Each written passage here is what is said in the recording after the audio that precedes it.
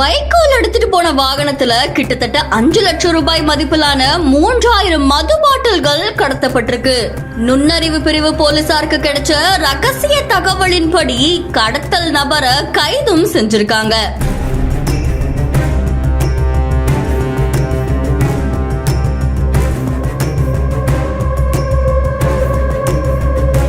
விழுப்புரம் மாவட்டம் விக்கிரவாண்டி பக்கத்துல இருக்கிற புதுச்சேரி எல்லை பகுதியான திருக்கண்ணூர்ல இருந்து விழுப்புரம் வழியா வைக்கோல் ஏத்திக்கிட்டு ஒரு வாகனம் போயிருக்கு. இந்த வாகனத்துல புதுச்சேரி மது பாட்டில்களை கடத்தி செல்றதா மத்திய நுண்ணறிவு பிரிவு காவல் ஆய்வாளர் சின்னகாமனுக்கு ரகசிய தகவல் ஒண்ணு கிடைச்சிருக்கு.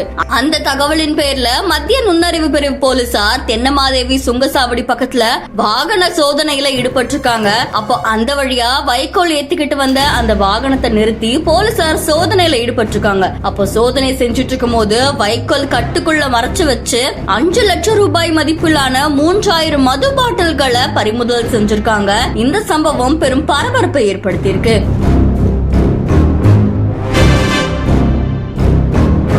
இதை தொடர்ந்து மது பாட்டில்களை கடத்திட்டு வந்த விஸ்வரெட்டிப்பாளையத்தை சேர்ந்த சிவகுமார மத்திய நுண்ணறிவு போலீசார் கைது செஞ்சு 5 லட்சம் ரூபாய் மதிப்பிலான அந்த மது பாட்டில்களையும் பறிமுதல் செஞ்சு வாகனத்தையும் பிடிச்சிருக்காங்க. இதை தொடர்ந்து விழுப்புரம் காவல் நிலையத்துக்கு புகார் கொடுக்கப்பட்டு போலீசார் கிட்ட ஒப்படைக்க செஞ்சிருக்காங்க.